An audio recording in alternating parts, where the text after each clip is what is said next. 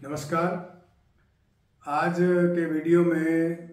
जो हमारा टॉपिक है वो है ethical issues in international relations. तो इंटरनेशनल रिलेशंस में तो वैसे तो ये कहा जाता है कि जो नेशनल इंटरेस्ट है किसी कंट्री का वही जो है सामने रख कर के कोई भी एक्टिविटी जो है वो की जाती है, लेकिन फिर भी जब पूरा संसार जो है, पूरा वर्ल्ड जो है वो एक विलेज के रूप में होता जा रहा है, तो म्यूचुअल इंटरेक्शन में एथिक्स की, एथिकल वैल्यूज़ की बातें जो हैं वो शुरू हो गई हैं। प्रैक्टिकली वो कितनी हो रही हैं वो एक अलग बात है, लेकिन थ्योरेटिकली हर नेशन जो है ये कोशिश करता है कि उसका जो एक्ट एंड कंडक्ट है वो जस्टिफाइड होना चाहिए। और जस्टिफाइड होने का मतलब यही है कि वो ये दिखाएं कि हम जो है मॉरलिटी से, एथिकल वैल्यूज से परे नहीं हैं और हम उनकी पालना करते हुए ही अपने एक्टिविटीज़ जो है वो कर रहे हैं। तो आप लेटेस्ट जो एग्जांपल है हमारे सामने, रशिया और यूक्रेन का जो वार है, आप देखते हैं जो जिस तरह के स्टेटमेंट्स आते हैं तो दोनों अपने अपने पक्षों को जो है वो जस्टिफाई करने की कोशिश करते हैं और लॉजिकली जो है दे पुट फोर्थ के क्यों वो अपने स्टैंड पर कायम है। रशिया जो है वो अपनी बात को जस्टिफाई करता है, यूक्रेन अपनी बात को जस्टिफाई करता है। तो ये हम जानने की कोशिश करेंगे एथिकल इश्यूज इसमें क्या है। उससे पहले ये कि इंटरनेशनल रिलेशंस से हमारा क्या अभिप्राय है। इंटरनेशनल रिलेशंस का सीधा सीधा अर्थ लगाएं साधारण शब्दों में तो वो ये है कि जो सॉवरेन नेशंस हैं, माइंड इट, सॉवरेन नेशंस हैं, उनके बीच का जो इंटरेक्शन है, आपसी व्यवहार है, वही इंटरनेशनल रिलेशन है। इसमें कह सकते हैं जो इंटरनेशनल बॉडीज़ हैं लाइक यूएन या और भी जो संस्थाएं हैं वो उनका भी जो कंडक्ट है। वैसे तो ये भी है कि कोई सिचुएशन ऐसी भी आ जाती है इंटरनेशनल क्राइम के संदर्भ में कि एक व्यक्ति भी जो है वो ही becomes a topic of study for international relations, कि वो किस तरह से प्रभावित कर देता है इंटरनेशनल रिलेशंस को। लेकिन मोटे तौर पर यही है कि जो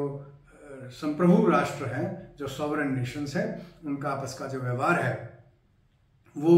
इंटरनेशनल रिलेशंस की परिधि में आता है। इसमें देखा जाए तो जो कोई इंटरनेशनल लॉ की अगर हम बात करें तो इंटरनेशनल लॉ जो है वो कोई कोडिफाइड लॉ तो है नहीं।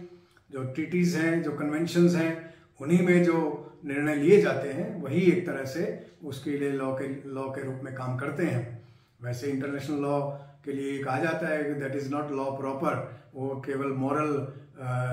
प्रिंसिपल्स हैं, उनको कंट्री माने या ना माने वायलेट भी कर सकते हैं। तो जैसे ऐसे उदाहरण आप देखेंगे कि जब आप मल्टीलेटरल फॉर्म में बैठे हैं तो आप बात कर रहे हैं कि टेररिज्म को दूर करना है, और जब यूएन में कोई ऐसा प्रस्ताव आ जाए कि फलां व्यक्ति को, किसी एक व्यक्ति को जो है वो इंटरनेशनल टेररिस्ट डिक्लेयर किया जाना है, तो झट से वीटो पावर जो है वो यूज़ कर ली जाती है। तो इस तरह के गैप्स जो है वो आपके जो प्रिंसिपल्स आप पोज करते हैं और जो एक्चुअल बिहेवियर करते हैं, जिसको हम कथनी और करनी का अंतर कहते हैं हिंदी में, वो देखने को मिलता है। लेकिन लार्जली क्या होता है, जो इस तरह के निर्णय लिए जाते हैं इन कन्वेंशंस में, फॉर इंस्टांस चाइल्ड लेबर को लेकर के जो निर्णय लिए गए, वर्कर्स की प्रोटेक्शन को लेकर के जो है, या एनवायरनमेंट को लेकर के, तो जैसे आपका एनवायरनमेंट प्रोटेक्शन एक्ट है, एयर से रिलेटेड है, वाटर पोल्यूशन से रिलेटेड है, ये सारे के सारे जो इंटरनेशनल कन्वेंशंस हुए उनमें जो निर्णय लिए गए उनके प्रति जो हमारा ऑब्लिगेशन है उसको पूरा करने के लिए ये नियम बनाए, ये रूल्स बनाए गए, लॉ बनाए गए। इसी तरह से दूसरे देश भी इनको फॉलो करते हैं। तो जब इस तरह के इश्यूज आते हैं तब कोई ज़्यादा परेशानी नहीं होती है, लेकिन जब जैसे ही नेशनल इंटरेस्ट की बात सामने आती है तो फिर जितने भी निर्णय लिए गए हैं जिन पे हमने सहमति भी जता दी है, जैसे एनवायरमेंटल उसकी बात करें तो कार्बन उत्सर्जन को लेकर के जो ट्रेंड है, या जो एनवायरमेंट पॉल्यूशन को दूर करने के लिए जो बड़े बड़े देशों का स्टैंड है वो बहुत कंट्राडिक्टरी है। कई देश ऐसे हैं जो इन समझौतों से बाहर भी अपने आप को कर लेते हैं। तो वहाँ पर लगता है कि जो एथिकल बिहेवियर है कंट्रीज़ का वो अप टू द मार्क नहीं है और उसमें काफ़ी कुछ किए जाने की आवश्यकता रहती है। इसमें कोई दो राय नहीं है कि नेशनल इंटरेस्ट तो हर कंट्री अपना देखता ही है। ताज़ा उदाहरण हम देखें तो पाकिस्तान का देखा जा सकता है। यूएस, यूनाइटेड स्टेट्स और पाकिस्तान तो बड़े पुराने मित्र हैं और अच्छा वो चल रहा है उनका, लेकिन जैसे ही कोविड का दौर शुरू हुआ था तो जो इमरान खान प्रधानमंत्री थे वो रशिया की विजिट पर गए थे। इस प्रकार का डेविएशन केवल इसीलिए था कि वो अपने नेशनल इंटरेस्ट को देखते हुए वहाँ पर उन्होंने विजिट किया था। जो अन्य संस्थाएं हैं जैसे वर्ल्ड बैंक है, आईएमएफ है, इवन यूएन की बात करें, यूएन सिक्योरिटी काउंसिल में इतना इम्बेलेंस्ड हुआ है, 5 परमानेंट जो मेंबर्स हैं उनको वीटो पावर दे रखी है और जो भी इशू उनके मन को नहीं भाता है वो उस पर वीटो पावर एक्सरसाइज करके उसको स्कटल कर देते हैं, उसको एक तरफ कर देते हैं। तो यूनाइटेड नेशंस के जो परमानेंट मेंबर्स हैं उनमें खासतौर पे एक आध मेंबर ऐसे हैं जो बहुत ही पार्टीजन एटीट्यूड अपना रखते हैं और जो भी इस तरह की एक्टिविटीज़ उनको लगती हैं कि उनके जो नेशनल इंटरेस्ट हैं या उनके जो फ्रेंडली कंट्रीज़ हैं उनके इंटरेस्ट जो है वो अगर अफेक्ट हो रहे हैं तो वो तुरंत अपनी वीटो पावर को एक्सरसाइज करके इस पूरे सिस्टम को जो है एक तरह से धराशायी कर देते हैं। तो इन सब में सुधार करने की आवश्यकता है। बहुत समय से डिमांड चल रही है कि जो सिक्योरिटी काउंसिल है उसके रिस्ट्रक्चरिंग की जाए, या तो परमानेंट मेंबर्स की जो है संख्या बढ़ाना उचित होगा या फिर जो है परमानेंट मेंबरशिप को जो वीटो पावर वगैरह विशेष अधिकार दिए गए हैं उनको जो है वापस लेना उचित होगा। तो ये जो एफर्ट्स हैं यही शो करते हैं कि जो एथिकल फ्रंट पर जो है वो सब कुछ ठीक ठाक नहीं है। एथिकल इश्यूज में जैसे मैंने बताया सबसे पहला तो यही है कि नेशनल इंटरेस्ट के नाम पर कोई भी कंट्री जो है किसी भी कन्वेंशन को, किसी भी ट्रीटी को जो है वो दरकिनार करने का जो है वो हिम्मत कर लेता है, दुस्साहस कर लेता है। फिर ह्यूमन राइट्स का इशू आ जाता है जो बार बार चलता रहता है कि फला देश में जो है इस तरह का वो हो गया, या कुछ नेचुरल वो रहती हैं कैलमिटीज़ वगैरह, उनमें भी जितना डिस्प्लेसमेंट होता है तो उसमें ह्यूमन राइट्स की बातें जो आ जाती हैं वो दूसरे कंट्रीज से वो एक्सपेक्ट किया जाता है कि वो उनको ह्यूमैनिटेरियन ग्राउंड्स पर जो है वो हैंडल करें, लेकिन वो उतना पूरा नहीं कर पाते हैं। इसी प्रकार से न्यूक्लियर जो वेपन्स हैं उनकी बात है, पूरे आप जानते हैं बहुत कम हैं जिनके पास न्यूक्लियर वेपन्स हैं, और जिनके पास हैं वो हर तीसरे दिन जो है वो दे जस्ट गिव थ्रेट कि इनको यूज़ किया जाएगा।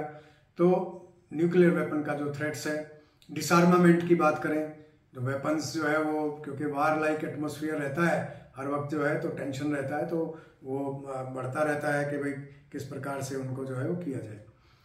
तो इन सब का ये जो एथिकल इश्यूज हैं, क्योंकि these violate the ethical part of the human living, I should say, आदमी को प्यार से, दूसरी तरफ आप देखें ब्रदरहुड है, लव है, कोऑपरेशन है, कोऑर्डिनेशन है, तो कोएग्जिस्टेंस है। तो इस संदर्भ में आपको मैं याद दिलाऊं या बताऊं कि जो पंचशील का सिद्धांत चीन और भारत के बीच में 60s के अंदर ये दिया गया, लेकिन चाइना जो है वो तुरंत बैकआउट कर गया। पीसफुल कोएग्जिस्टेंस जो है that should be the main motto international relations में होना चाहिए, एक दूसरे की मदद करें। अब जो रशिया यूक्रेन का वार हुआ, इससे फूड सप्लाई चेन जो है वो कितना डिसरप्ट हुआ, ऑयल को लेकर के कितनी जो है मारा मारी हुई, कितना इंक्रीज जो है प्राइसेस में हो गया। तो ये सारे इम्बैलेंसेस जो है वो क्रिएट हो जाते हैं, तो ये अनएथिकल रिजल्ट्स देते हैं, क्योंकि जीने का हक सभी को है, सभी को नेसेसिटीज मिलनी चाहिए। लेकिन बात वही आती है कि जब इंटरनेशनल रिलेशन में, इंटरनेशनल मार्केट में, या तो ये कि सभी एक ही लाइन पर चले। अब जैसे G20 में वसुधैव कुटुंबकम की बात आई है, तो जो हमारे सिद्धांत हैं उसके हिसाब से सभी मिलजुल करके अगर आगे बढ़ते हैं, एक पूरी वर्ल्ड को, पूरी दुनिया को जो है एक परिवार के रूप में देखते हैं और एक पीसफुल कोएग्जिस्टेंस, एक कोऑपरेटिव एनवायरनमेंट क्रिएट करके एक दूसरे की मदद करते हुए, एक दूसरे की ज़रूरतों को ध्यान में रखते हुए आगे बढ़ते हैं, तब तो कोई दिक्कत नहीं है। लेकिन समस्या ये होती है कि जैसे ही नेशनल इंटरेस्ट आता है तो सब दूर खड़े हो जाते हैं। तो आवश्यकता इस बात की है कि जो भी जितने भी एथिकल इश्यूज हैं इन सबको मिलजुल करके जो है वो हैंडल किया जाए, डिसआर्मामेंट की तरफ बढ़ा जाए, न्यूक्लियर वेपन्स पे रोक लगाई जाए, ह्यूमन राइट्स को जो है वो सही तरीके से एड्रेस किया जाए, कोई प्रॉब्लम्स जो है वो ना हो। और जो इम्बैलेंस है एक तरह से इंटरनेशनल बॉडीज़ में, इवन वर्ल्ड बैंक IMF की वर्किंग भी अगर आप देखेंगे तो वो भी पार्टीजन है। किस कंट्री को हेल्प देना है, किस कंट्री को नहीं देना है, ये भी जो है बजाय जो बॉडीज़ हैं वो डिसाइड करने के कहीं और डिसाइड होता है। तो ये सब अनएथिकल जो इश्यूज हैं इनको हैंडल करने, इसमें मैं आपको ये बताना चाहूँगा कि इसमें इंटरनेशनल रिलेशंस में जैसे आज के दिन आप देखेंगे कि भारत जो है, इंडिया जो है, उसका प्रभाव बढ़ता जा रहा है। हमारे प्रधानमंत्री जी ने जिस तरह से कोविड की सिचुएशन में या उसके बाद भी अन्य मामलों में भी और इवन G20 में आप देखते हैं कि कितना विस्तार जो है वो एक्टिविटीज़ का कर दिया है हर एरिया में, चाहे वो हेल्थ हो, इवन करप्शन जो है, वो सारे जितने भी इश्यूज हैं G20 के, उन सब पर आज बड़ा इंटेंसिव डेलिब्रेशन जो है वो हो रहा है और अलग अलग शहरों में इस पर जो है प्रोग्राम्स किए जा रहे हैं, कॉन्फ्रेंसेस हो रही हैं और G20 के जो रिप्रेजेंटेटिव्स हैं उसमें भाग ले रहे हैं। तो इसी तरह से मिलजुल करके, इसमें संख्या तो राष्ट्रों की कम है लेकिन राष्ट्र ऐसे हैं जिनका प्रभाव ज़्यादा है, तो वो उनके प्रभाव होने से वो उसका असर जो है दूसरे देशों पर भी पड़ सकता है। तो इस तरह से मिलजुल करके आगे बढ़ने की आवश्यकता है। इंटरनेशनल रिलेशंस को तभी जो है वो मजबूती प्रदान की जा सकती है, सुदृढ़ वो हो सकते हैं। तो ये एथिकल इश्यूज जो हैं वो रहते हैं। अब इसका एक पहलू ये भी है, मैं अगर ये कहूँ कि अगर हम ये कहें कि भारत को जो है, इंडिया को जो है वो परमानेंट मेंबर सिक्योरिटी काउंसिल में बनाया जाना चाहिए, तो स्वाभाविक है कि हमारे ऊपर भी ये होगा कि हम भी नेशनल इंटरेस्ट को देखते हुए जो है अपनी बात को आगे बढ़ा रहे हैं। तो अदरवाइज तो राष्ट्रों की अगर बात करें तो सॉवरेन नेशंस की बात करें तो चाहे छोटा देश है चाहे बड़ा देश है, वो सबको एक ही नज़र से देखा जाना चाहिए, एक ही तरह का उनको ट्रीटमेंट जो मिलना चाहिए। लेकिन ये भी एक बात है कि अगर एक परिवार में दो भाई हैं, एक संपन्न है दूसरा संपन्न नहीं है, तो नेचुरल है ये एक्सपेक्ट किया जाएगा कि जो संपन्न है वो दूसरे की मदद करे। पर सॉवरेनिटी या उसकी जो इंटेग्रिटी है, जो उसकी एक तरह से जो हम कहें कि उसका जो गौरव है, उसके ऊपर किसी तरह का आघात जो है वो नहीं होना चाहिए। तो इसका सॉल्यूशन तो यही है कि ज़्यादा से ज़्यादा एथिकल वैल्यूज़ को हम स्प्रेड करें, उनको बढ़ावा दें और बिहेवियर जो है वो हमारा इस तरह का हो जाए कि इसमें जो एक संकुचित नैरो एक जो व्यू पॉइंट हम लेकर के कई बार आगे बढ़ जाते हैं, वो हमारा जो है ना रहे। तो ये इस टॉपिक के विषय में, और आगे आपका जो एक यूनिट रहता है इसमें एक वैसे फंडिंग को लेकर के भी एक टॉपिक है। मैं हल्का सा आपको हिंट दे देता हूँ कि फंडिंग की भी बात यही है। फंडिंग का एक्चुअली क्या होता है, हम अपने एक्सपीरियंस से बात करें तो जो ईस्ट इंडिया कंपनी थी वो यहाँ बिजनेस के लिए आई थी और फिर वो राज करने लग गई। तो अभी ये है कि जो देशों को फंडिंग मिलती है या जो ऐसे कंट्रीज हैं विच कैन अफोर्ड वो दूसरे देशों में NGOs को